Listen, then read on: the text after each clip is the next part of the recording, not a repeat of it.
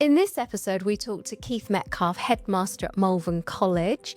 He was previously at Harrow School in London for 19 years, so we asked him about the difference between an all-boys school and a co-ed school. You'll find out the difference between IB diploma and A-levels. You'll learn why you should visit any school that you're considering, what you should ask, and why you should ask the pupils as well as the adults. Hi Keith, welcome to Destination Education. Thanks for being here. My pleasure. Okay, so what we do, this is about education in the UK. And so what I'd like to start is by asking you about your own education, if that's okay. So I understand you went to Monmouth School. Can you just tell us a bit about your school, your university, and how you ended up getting into teaching and leadership? Yeah, absolutely. So I was a boy at Monmouth Boys' School and loved my time there. I was really into... It's a boarding school which I was a day pupil at, so I had the best of both worlds. Of I could go home in the evening. We only lived just down the road, but I got all the fun of all the activities, so academics, and then all the sports, particularly, which was my thing. And then after school, loads of things going on, and then go home for the weekends and do probably just more sport at home. Was that just for secondary or also for primary? No, so that was secondary from age 11.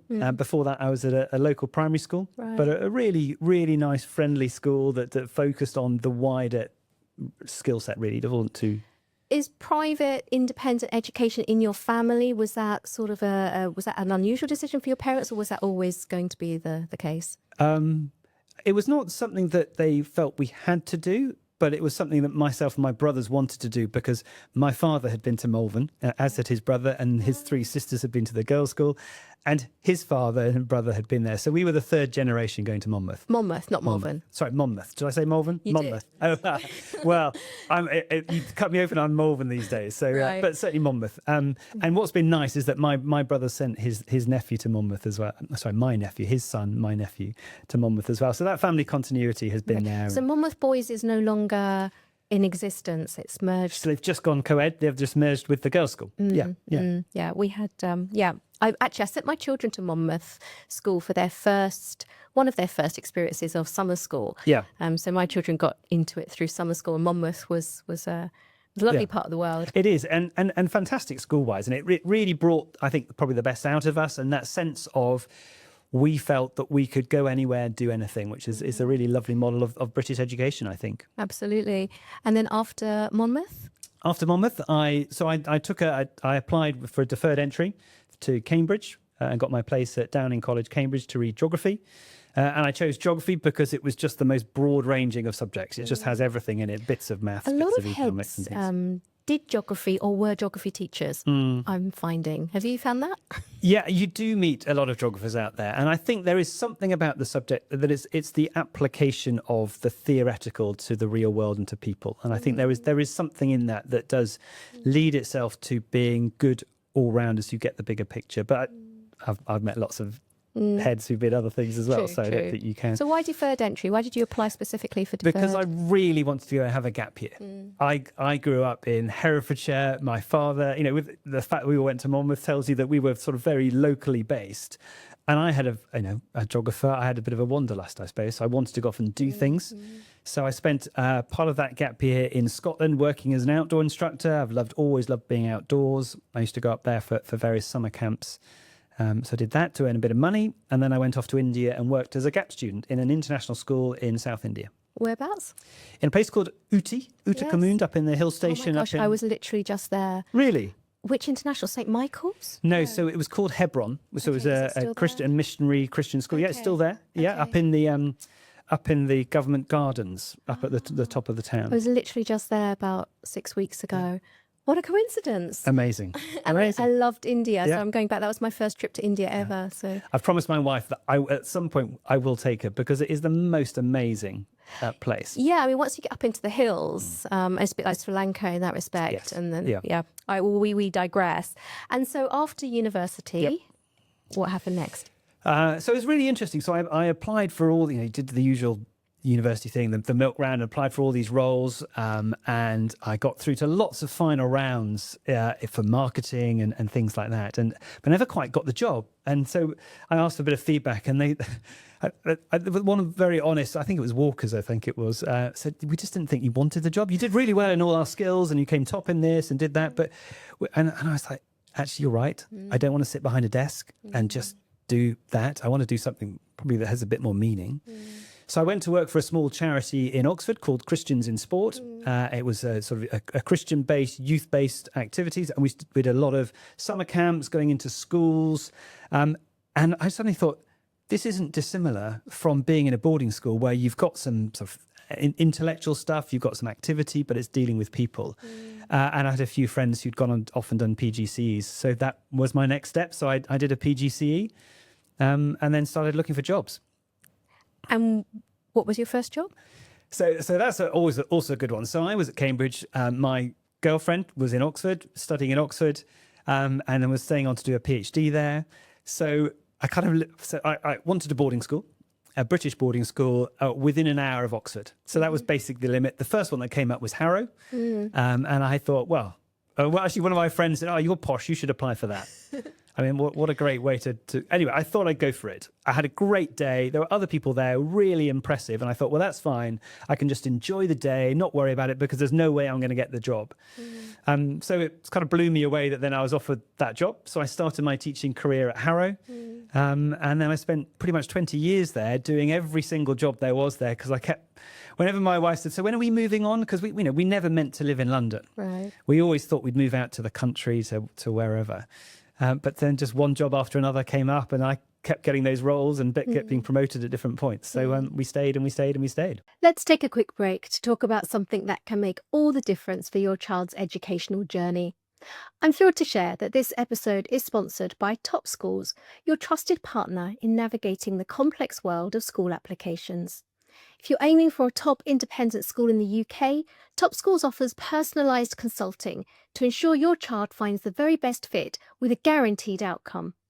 From identifying those best fit schools to crafting standout applications to invigilating the entrance exams, the expert team is with you every step of the way.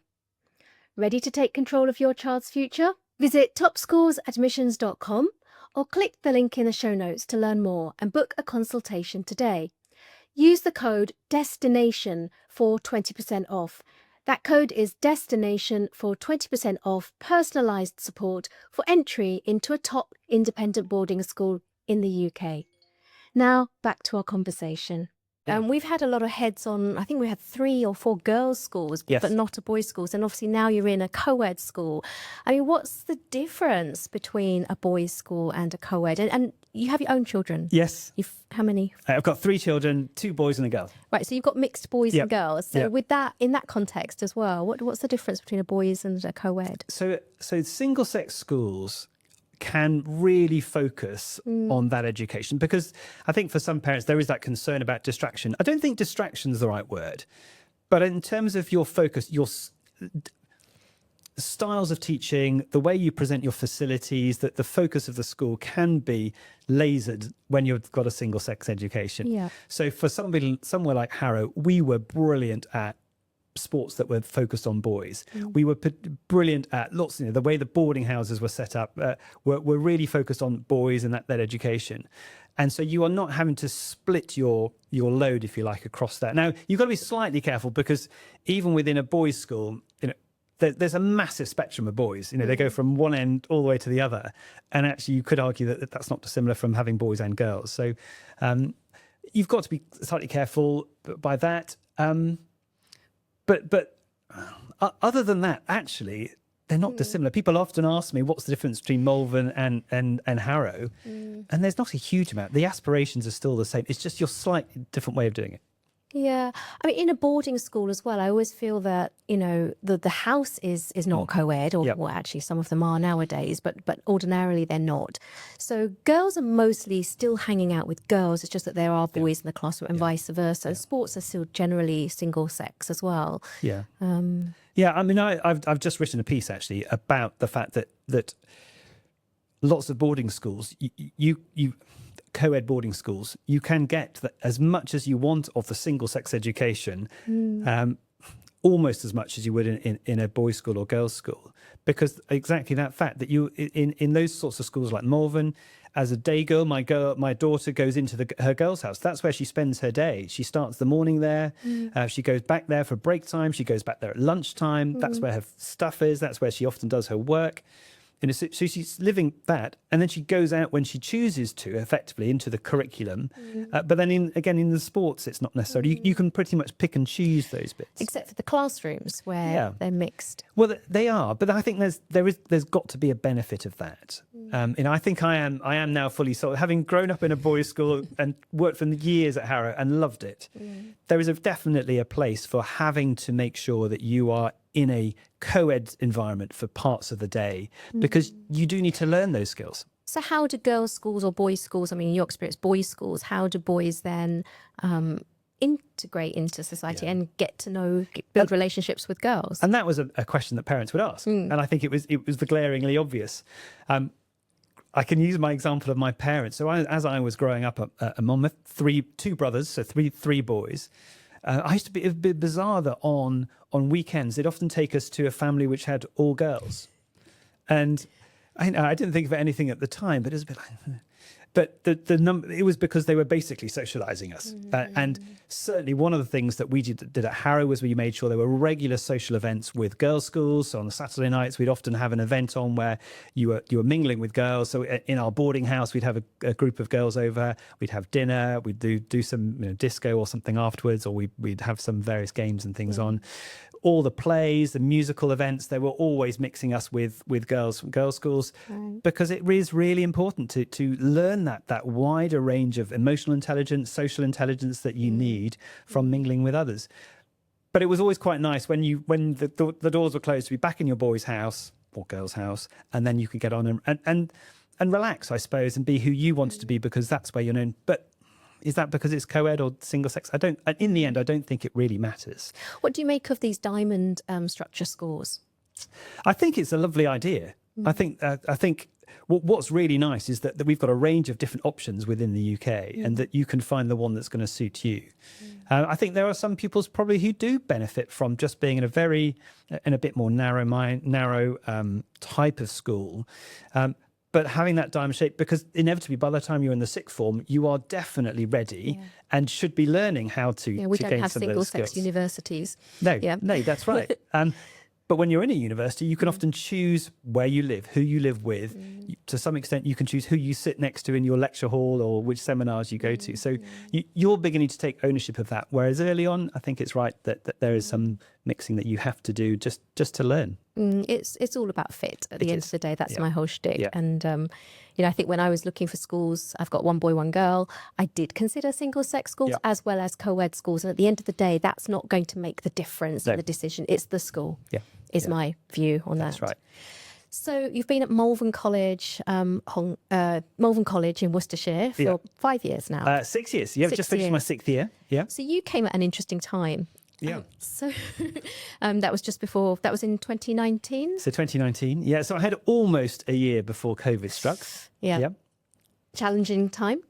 It was, but also there was an element of simplicity to it. That COVID was the enemy. You just have to defeat that. And I think for schools, it actually narrowed it down to a very clear focus.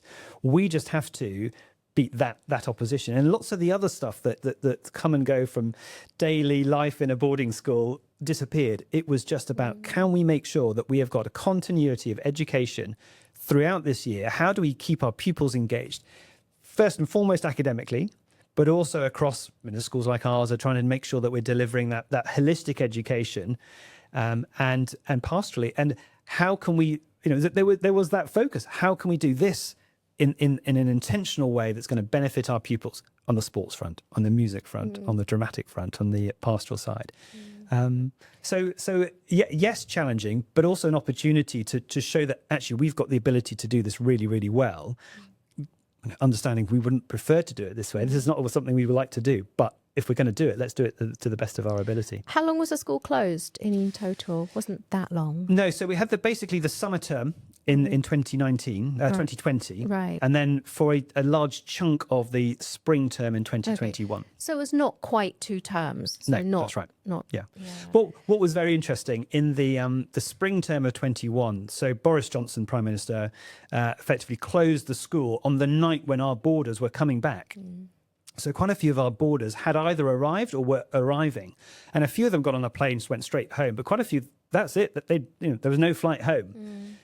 So they were in our boarding houses already. So we moved them all into the 2 houses that are connected, a boys' house and a girls' house, but they are separate. And they were in there. And we started that term with about 40. By the end of term, we had about 60 in there, because people quickly realised that I don't want to be home alone by myself online not seeing anybody, whereas our boarders we were having to make sure they went and did some exercise, we were having to make sure they were fed. So whilst abiding by as strict rules as we could, there was an element of, well, you've still got other people around. So the people were basically saying, my parents are key workers, they've got to be in the boarding house, they've got to so they were forcing their way back in. Oh, if I'd known that. And the boarding house was then effectively the family home. Yeah, or the, exactly. Yeah. So it created that environment, and it showed that actually, and I think when we returned to school, I know teenagers, school, I've got to go back. Oh, it's awful.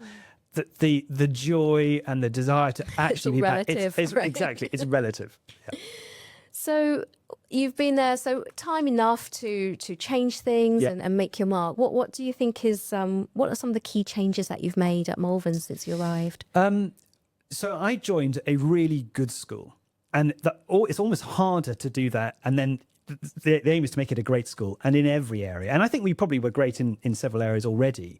But how do you get that consistency of excellence throughout the whole school? And it's taking one piece at a time, and it's incremental gains. It's the David Brailsford with Team Sky was just that incremental improvements in every bit along the way. So I think the first thing for me was I didn't hear much early on when I first arrived about the academics. Now, we've always been a strong academic school. We do IB and we do A-level, so there's something for everybody. So you can find your own pathway. But nobody was saying much about it. They kept telling me about how good the pastoral side is and how good the sports are, or the drama, or the music. So it really was about the academic side. And the big thing for me was it was all happening, but it was all being teacher-led, which is fine and organised and structured and well thought through. But where were the pupils in this? Where was the pupil voice, but also the pupil leadership? We're aiming to develop young people who go out and make a difference in the world. Now, if they don't learn that at school and how to do that and how to fail in that, where do they make mistakes, then they're not going to get there. So a big thing for me has handing as much over into pupil leadership as we can. The obvious area that is the academic enrichment program. We call it super curriculum because it sort of sits on top, and the aim is to stretch their intellectual abilities above and beyond, because to some extent our brightest and best, A-levels and IB are hard, fine, GCSEs, but actually they're fairly manageable for our brightest. How can we stretch them? How can we intellectually engage them? So they now run that side of the program, and therefore they're more excited about it, and the program really fits with what they want it to be, because at about this time of year, when our upper sixth are all now focused on their exams, it's the lower sixth, and I say just scrap anything. If you don't like it, get rid of it. Do it your way.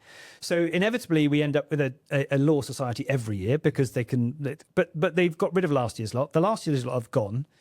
They can do it the way they want it, and then allow them to run it. And each year we get different societies that pop up, and then they disappear again. And that's fine, because it means that whatever they've got is something they wanted to do. They've had to start it. There was a history society, and somebody was running it. And I think the first year she announced it, nobody turned up. And so I give up.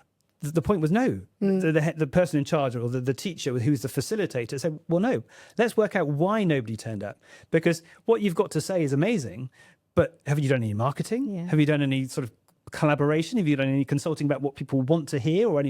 So then that girl went through the whole process of, how do I market it? How do I get my posters out? How do I communicate about it?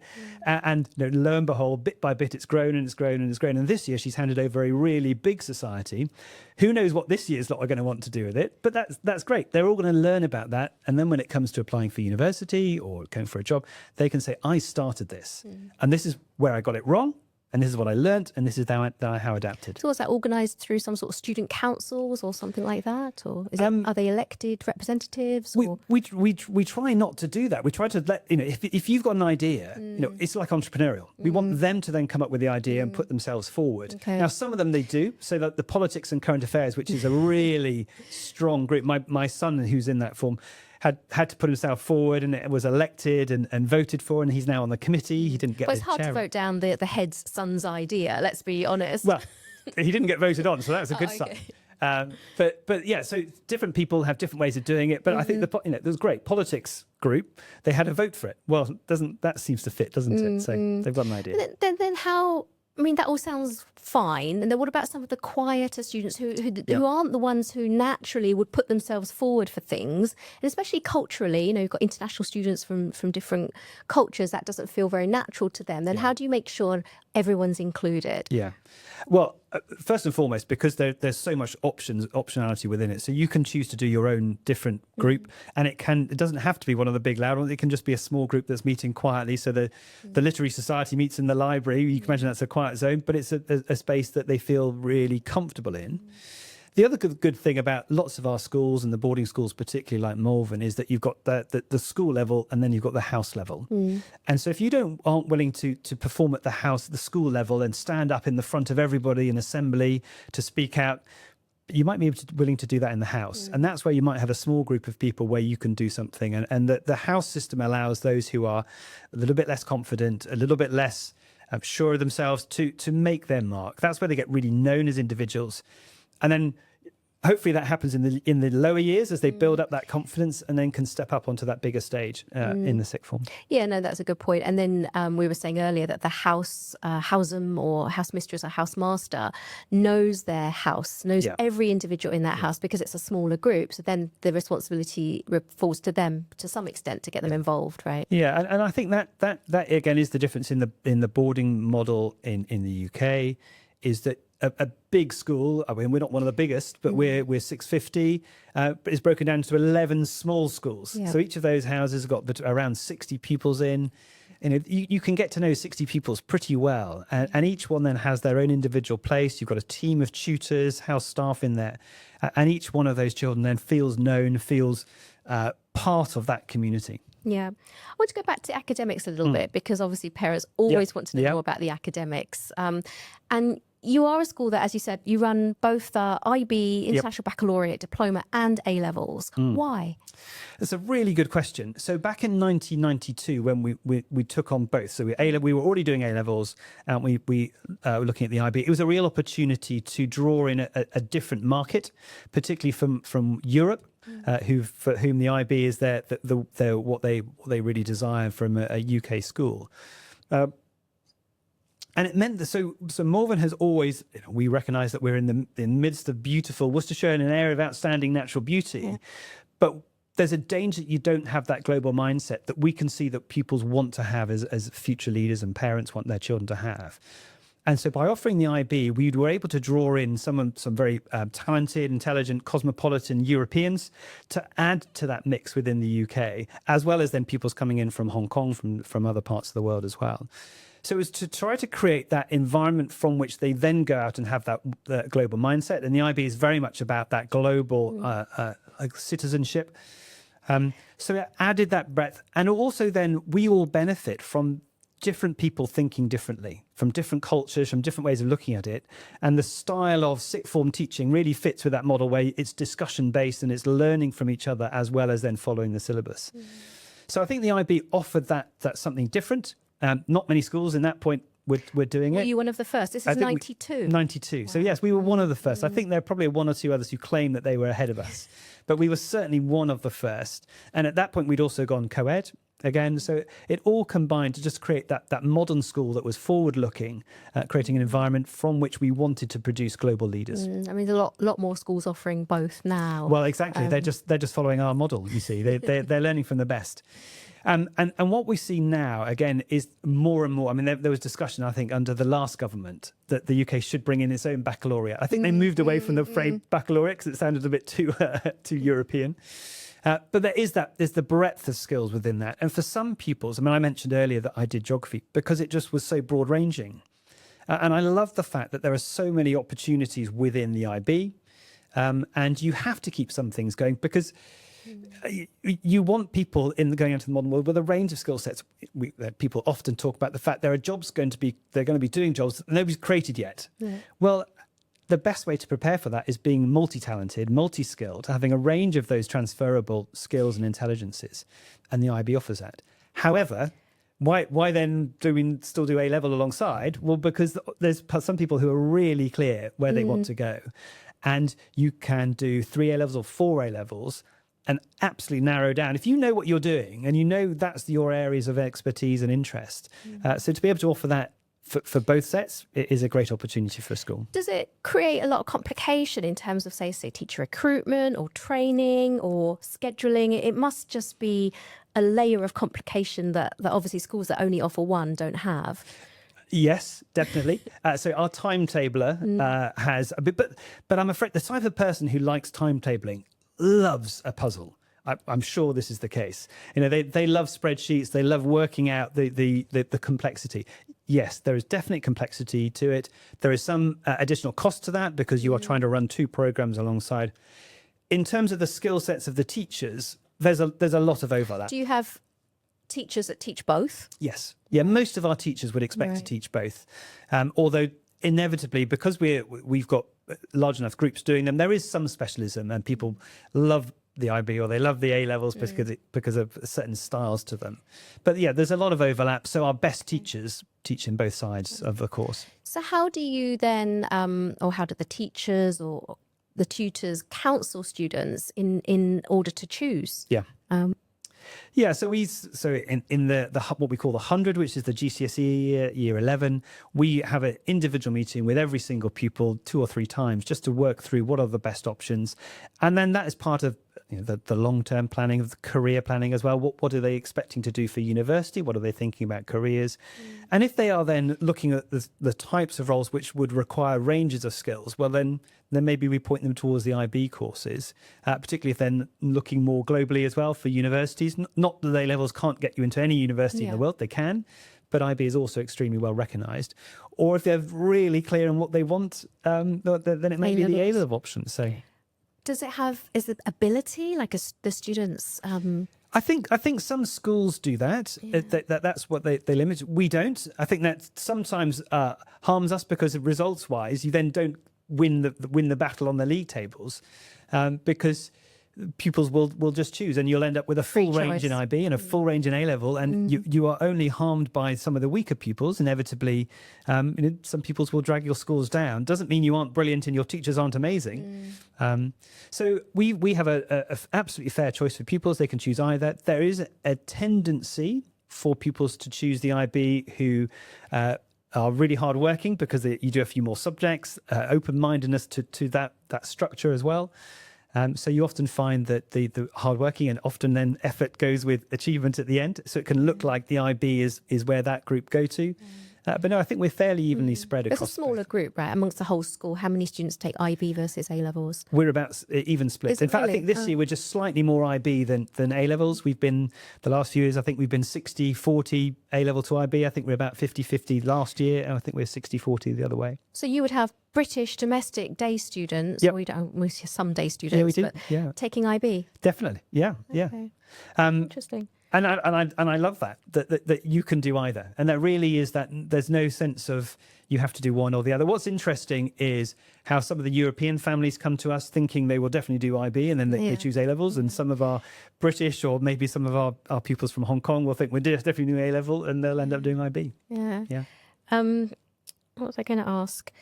Yeah, IB A-levels. Okay, completely lost my thread. Is it expensive? I've asked you that.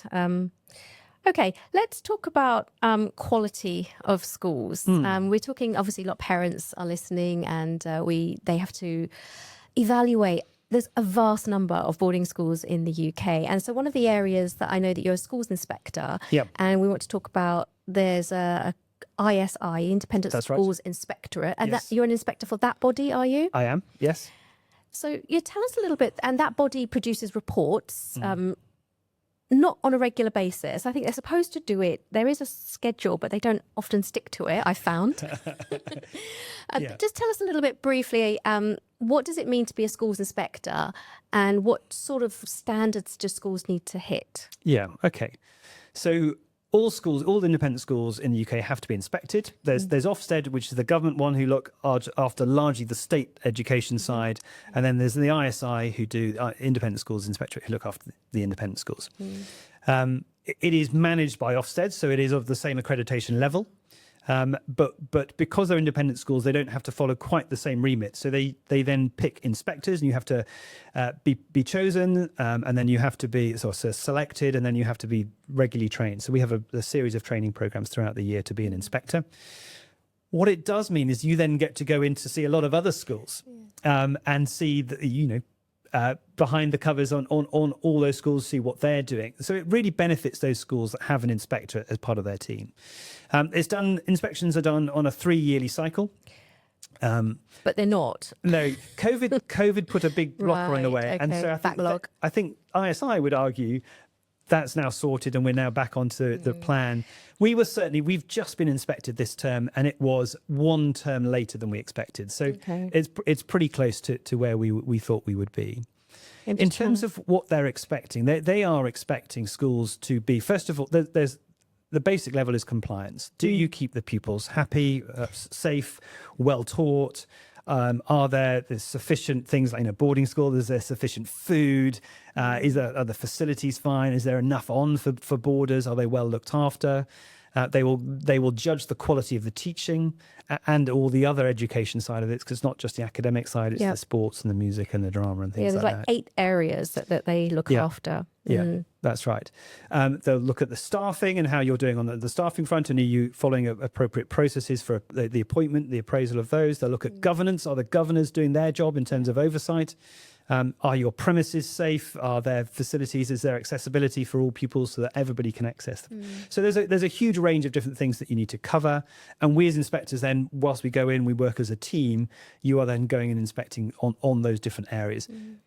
There is still definitely a range of schools. They are all above a certain level, but then there's a range within there. But how do parents cut through? I mean, these reports, there's no ratings. No. There's no, and Ofsted also moving away from this outstanding good and what have you.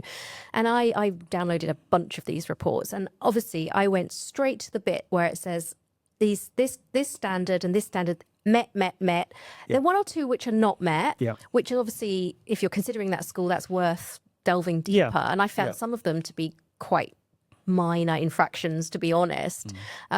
So are they useful for parents? Should they be paying attention to these reports? They do give you something of a flavour of the school, but you would expect that any schools in the UK, the independent schools, if they're compliant in all those schools, then okay, fine, we can look at those. I would be worried about the schools that haven't met those. It can look a bit like a technicality, but I'm afraid a school of our standard should be getting all those things right. And the inspectors, having worked on teams who've done that, it is not done on a whim. they've really gone into detail on those areas. So it's worth bearing those in mind. But in the end, actually, the schools that you should be looking at, talk to people who know those schools, find out as much as you can about them. But the most important thing is come and visit us.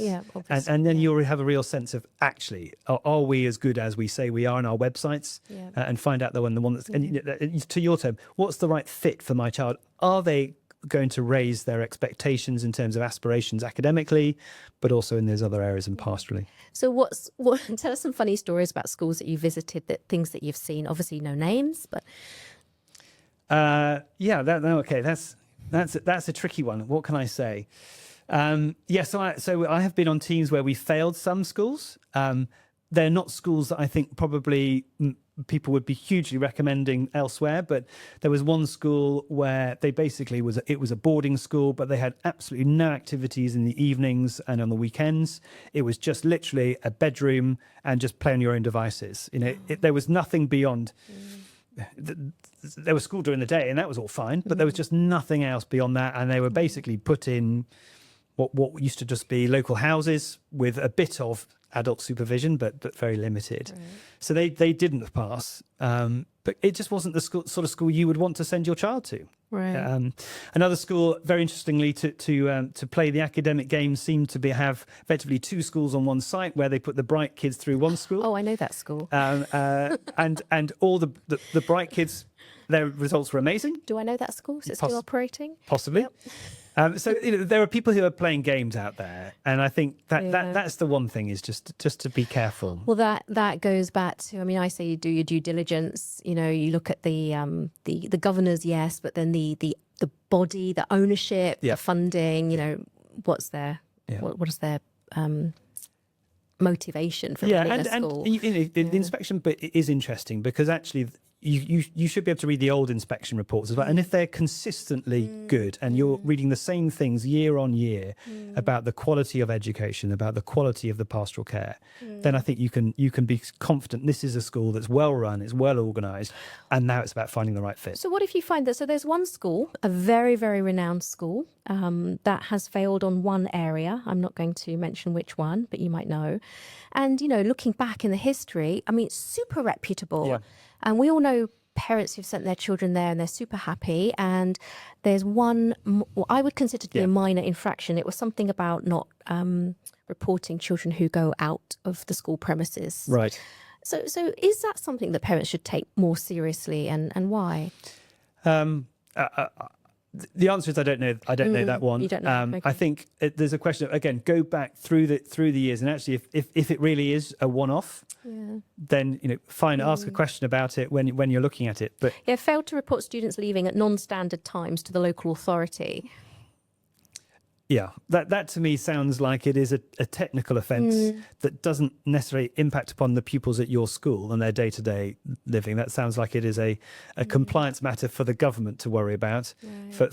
It's their issue rather than the school's issue. Obviously, we need to, as schools, get it right. But that is not something that's going to, if you chose to send your child there, that's not going to affect your life there. So I think you can read the details for what they are. Yeah. They're pretty dry reports. They use a lot of formal language. I mean, do you write those reports? No, I don't. No, that's the reporting inspector sits at the top of the tree, and they have to write it, and they've got very clear guidance of what they're allowed to say and what they can't say. So that yes, it lacks a little bit of flavour, and that's why you've got to come and visit these schools and actually find the flavour, or listen to podcasts like this. Absolutely. Thank you for the plug. Why do you do it? You said that there are benefits in running a school, being an inspector. What are those benefits? So the two big things are, firstly, is if I know what we're going to be inspected on, then it's brilliant. Because we can make sure that we know the things we need to be compliant and what sorts of things are going to help make sure that we pass in all those other areas. And then the second thing is that I am an educationist. I love learning. And I love applying that. And there's no greater joy than going to see another school and just seeing something amazing, something brilliant. And then it's about, can I apply that to my own school? Because we all want our schools to be better. Then that's the whole point of it. So that's interesting. I mean, it raises a question for me that, if I've spoken to a lot of heads on the podcast, and each one are inspiring in their own way. I'm learning a lot. It's super fascinating. But if a head is not visiting a lot of the other schools, then I just assume that they would be, even if they're not a schools inspector. Maybe I'm wrong. Do you know? Do they? I don't know what others do. I mean, I will make sure that each year I will, as well as doing the inspecting, I will go and spend a day with one of those. So Malvern's part of the rugby group of schools, so a group of like-minded boarding schools, lots of the big famous boarding schools in the UK. And I will go and I sort of look around the room of the heads when we meet termly, and I just think, actually, you're quite inspiring. I quite like the way you're talking about something. And I will contact them and say, can I spend a day with you? Right. And I've done that to a number of schools. I'm not going to say which ones, because obviously there are competitors and they're clearly very good schools. But I'll go and spend a day and just meet with their head of academics, or if there's something particularly. I'm going over to Malvern College, Hong Kong. One of our schools here, and their head was talking about their AI program and digital technology stuff. And I just thought, great, when I go and see you, I'm going to have a meeting with him, because I'd love to know what are the things that you're doing. Sometimes because it just confirms that actually what we're doing is absolutely up there as well. Sometimes it just gives us a fresh way of thinking about it. Yeah. Oh, well, I love to visit schools. I visit a lot of schools all the time. And sometimes, most of the time, 90%, I'm pleased to say that, it's inspiring. That's a good thing, except for the school that said we don't have a library anymore because it's all online. Yeah, That was a shame. It's interesting. So we did at Harrow. We were looking at reading and having a big push on reading, and we thought, the boys particularly, they're going to want screens, and so maybe we'll go down and do a deal with Kindle or somebody to get everybody with those, and then we can upload a load of books onto that. And then part of the process, good consultative process, we asked the boys and said, so what do you want? And they said, no, books. If we're going to read, we want to do it with books. So it was brilliant, because actually they're telling us, we were assuming what they would want, and actually they said, no, we don't want that. Yeah. Back to visiting schools, Yes. 100%. I mean, it's not always possible. Families living in different countries, halfway across the world. But when they do have the opportunity to visit, or maybe it's a virtual visit, what do you think are the really important questions if they're fortunate enough to meet yourself or the other senior leaders that they're meeting, or the students, pupils that they're meeting around the school? What are some of the key questions that parents should be asking a school? Yeah, I think the first thing is, that every school has got its shop window, the website, and that will hopefully tell you a lot about the school. The things to really look at is, if that looks good on the website, is that what is actually I see behind the screen? So whoever you're talking to, take some of your questions from what the website and really grill into, is what you say you do what you actually do? So the big thing for us is we're talking about pathways and finding individual pathways for our pupils and plotting how we take them from being 13, 14, 15, 16 to that end stage, and where they then go afterwards. So the questions you want to be asking in the head is, so give me some examples. Talk me through some of those pupils. You talk a lot about your website. Talk me through that, because does the head know what the pupils are actually doing? Does he know the systems, or does the head of admissions know that? Because admissions are very good at talking about, this is what we do. But is that because they know what the staff are doing and some of the pupils and what their experience is actually like? So it is about asking those questions and meeting a range of people. And if the school is like us, a boarding school, you'll want to go and spend some time in the boarding houses and get to know their staff. And does it marry up what they're saying they're doing in the boarding house and the pastoral side? Is that fitting with the academic program as well? The best people to talk to are pupils, and I think that make sure if you see pupils, ask them some questions. Schools find it sometimes quite hard to take pupils out of lessons because they're supposed to be there to learn. And I think if you expect pupils to miss all their lessons to show you around, that's not always possible. But hopefully you'll see them at lunchtime or at break time, or see them in, ask them, and how is it? What are you enjoying about the school? What are the best bits? And they're often the best, certainly for us, they are the best ambassadors for our school, because A, they're doing really well, the majority of them. B, they have got aspirations, but C, they're also very honest, and they'll tell you the truth. They'll tell you some funny bits as well. They'll tell you about something to do with what happened yesterday, and what food they had. It's always the food. Yeah, it's often the food. Although actually our food is really good. So actually at the moment it's not the food either. I'm trying to think what it might be. It's about the weather. Oh, the weather, yes. I'm not under our control, unfortunately. So what would you say if I was to ask your colleagues or some of the other senior leaderships about your leadership style, how would you summarize your leadership style? Oh, that's a really good question. I think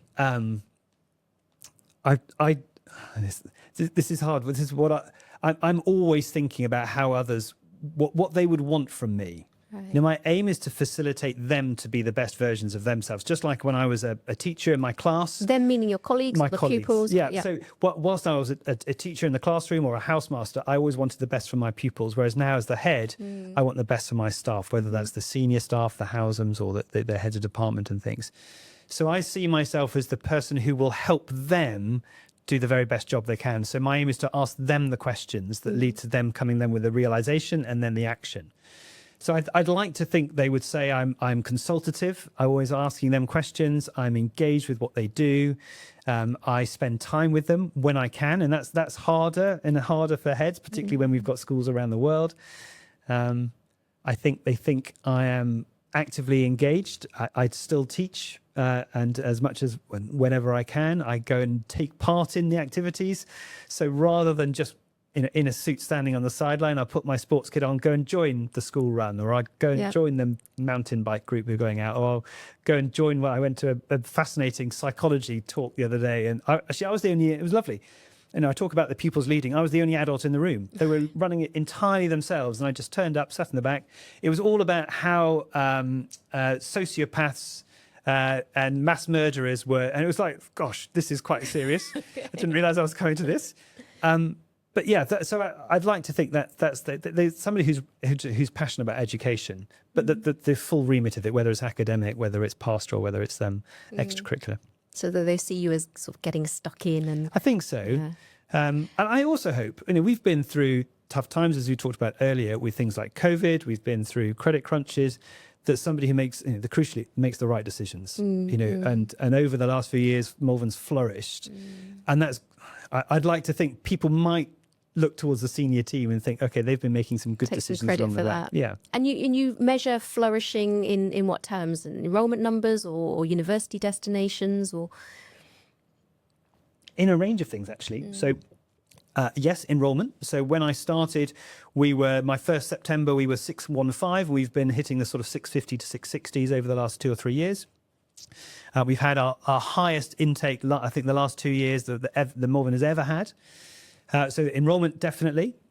We have introduced regular surveying of our parents each year.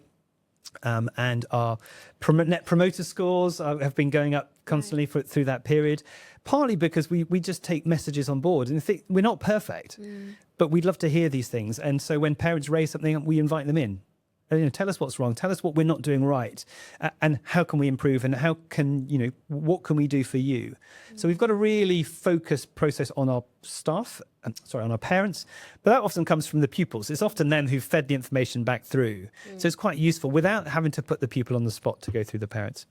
In terms of our results academically, it's a tough market out there, but we're doing extremely well, and our university outcomes are as good as ever. So we've got pupils going off to the top universities in the UK and internationally.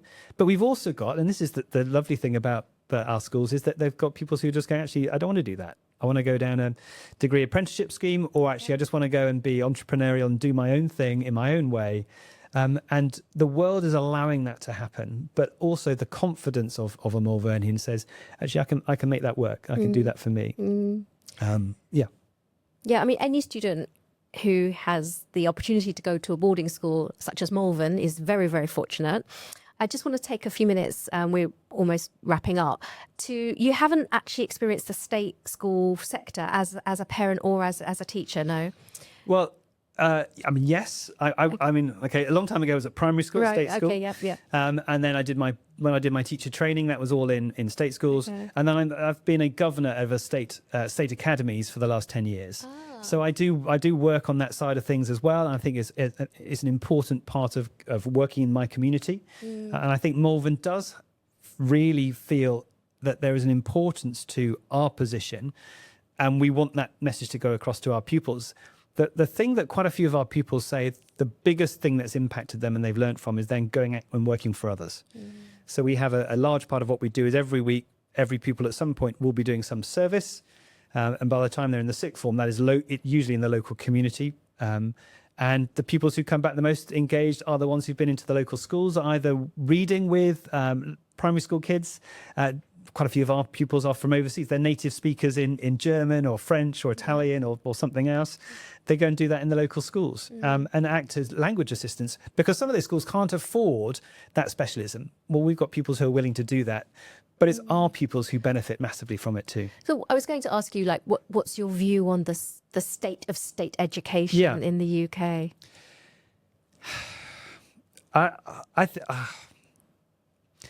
I think there's real opportunity, and I think there are some state schools that are doing brilliantly, but it is really hard. The funding thing is always an issue, and you've got brilliant teachers, and you've got pupils who want to learn, and they just don't either have the resources, or they've got such enormous class sizes of such differing abilities, but also needs within them, that it's really hard to deliver the quality of education that it could be providing. And then this is where I look at my own school and think that we do have that facilities, and what are the ways that we could possibly get some of those pupils into our schools to experience them. And one of the big things, one of the things we're here in Hong Kong for is to look at fundraising for some of our bursaries, because we've got pupils out there who are supremely bright or supremely talented, who are determined to make the most of their lives, and we've got the opportunity to help them. And can we help find them a way to financially support them through that process? So, yeah. Kind of dodged the question. I have. I know I'm a good bursaries- headmaster. And I know bursaries are obviously a key focus, and it's a good thing to do for the community. But pulling children out of the state education on a bursary is not the answer, right? No, I think that's a really fair question. But for each child, and this is where that individual pathway is, that if you can help one child and they can come out with the right mindset, they can help so many others when they come out. And I was asked a question the other day about inequality in education. And I thought there's a really tough question for a head in an independent school where we are, by definition, elitist. Yep. And I said, look, my job is for the pupils I've got and I can control. I want to do the best I can so that they come out with the ability to make a difference. My responsibility and the ethical responsibility is, have I come out with them that their responsibility to make the difference is for other people, not just about earning money for themselves. Yes, they may be able to do that, but they may then turn that money into helping other people, putting money back into bursaries, funding other schools, whatever it is. So I think there is an onus on our schools to always have that in our mindset, that the purpose we're doing this for is, yes, the individuals in our schools, so that they can have a positive influence somewhere else. Yeah, 100%. And just a sort of technical question on the state education, and this might impact independent education as well. Government were proposing to extend English and maths up to the age of 18. I'm not sure what's happened with that proposal. Do you? I think that was the last government. Withered and died. Oh, okay. So that was being pushed by them, and I think that the new government ridiculed it at the time and have just sort of slightly sat back. And we're waiting to hear that their focus has been largely on breakfast clubs and SEN, in fact, those areas, and putting VAT on school fees. Lovely. We've talked about that to death, so we won't go over that today. But what's your view? Should I mean, obviously the IB requires students to study English and maths in the sixth form, but A-levels does not. Yeah. So I think there is a strong argument to say that pupils should keep as wide a range of skills as long as they can through schools. Now, there was a moment last week or 2 weeks ago where my wife wrote down on a WhatsApp to our family WhatsApp saying, "I have at last used trigonometry in real life." Because the standard joke is in our family is, whichever subject is, whether they're taking the mick out of their father, who's a geographer, when will I ever need to know about river meanders, or when will I ever need to know trigonometry? Yeah. It's a great podcast, by the way. Do you need to do maths and English to be successful in life? I don't think the answer is yes. Do you need to keep a range of skills available? Do you need to keep people learning? Yes, you do. So there's a lot of it is about mindset. And I believe that, and I've stuck to this along the way, that you shouldn't have to make something compulsory if you can make it clear why what the value is of doing it, what the purpose of doing it is. Engage them with it, and believe what you're saying. If we really believe maths is so important, well, let's make it so that people will make that choice because they can see the value of it. And a lot of that is then supporting the school, supporting getting more people into maths teaching, and then we're down a whole other set of questions. Yeah. No, interesting. I mean, I couldn't wait to give up maths. And I would not have been a good maths student aged 17 and 18 at all. No, but you've probably, I suspect, been successful without it. You didn't need it, but you've probably kept a range of other skills going that support those other areas. And I guess my view on that is, and also one of my children struggled with maths and the other one is just a great mathematician. But I think that if you haven't developed a passion or a skill or a strength or an understanding of its value in life by the time you've done the GCSE, then what have you been doing? It should already be instilled in you by then. That's right. But also you may have a range of other skills and intelligences that you can develop, as long as those are being encouraged. What I'd be worried is if we're forcing maths upon people, which is then to the detriment of developing other areas of skill set. I think that is concerning because we're all different. And we've all got, intelligence is neither fixed nor is it limited to just passing academic tests. And I think there is a problem with some of our schools that, you went back to how do you judge a good school? Just looking at a school's league tables. is a very one-dimensional. So yes, it's an important part, and it's all schools have got to get that right. Fine, but is that a way of judging a child's education? Well, no, because it's just one area. And I happen to be brilliant at passing academic tests. Does that make me better than the other person who's got brilliant skill sets in creative arts or other areas?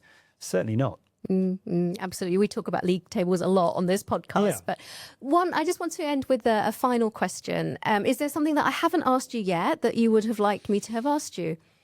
Oh, that's interesting. You haven't asked me why Malvern.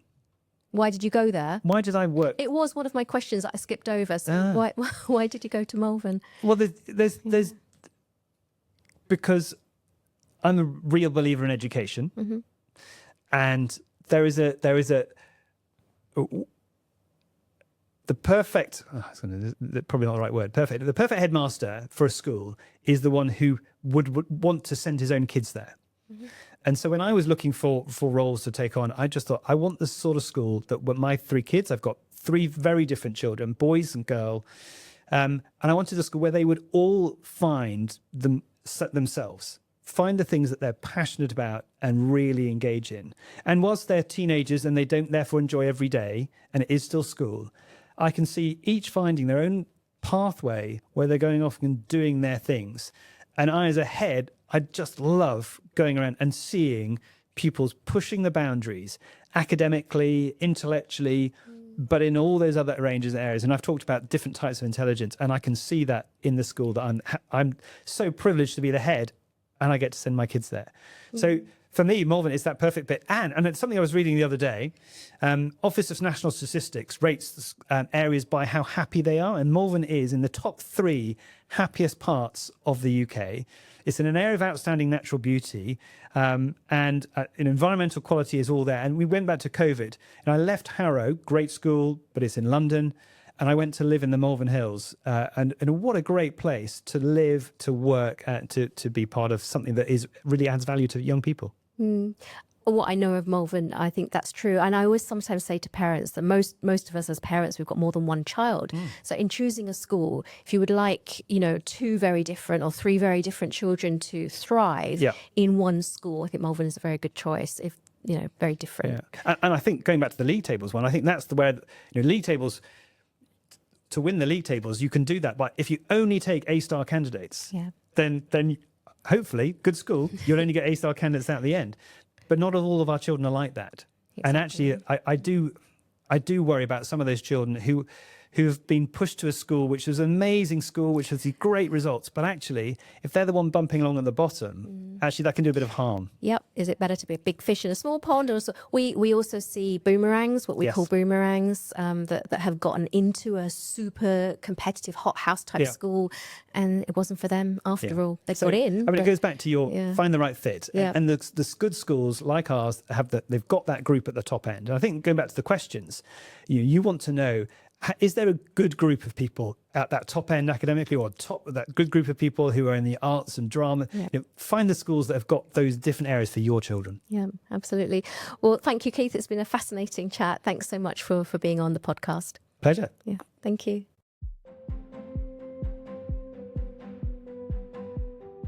Thanks for listening. If today's episode sparked questions, or if you're ready for support with UK boarding school admissions, we're here to help. Reach out to us at www.topschoolsadmissions.com or follow the link in the show notes. Your child's exceptional UK boarding school educational journey starts with a conversation, so let's have a chat.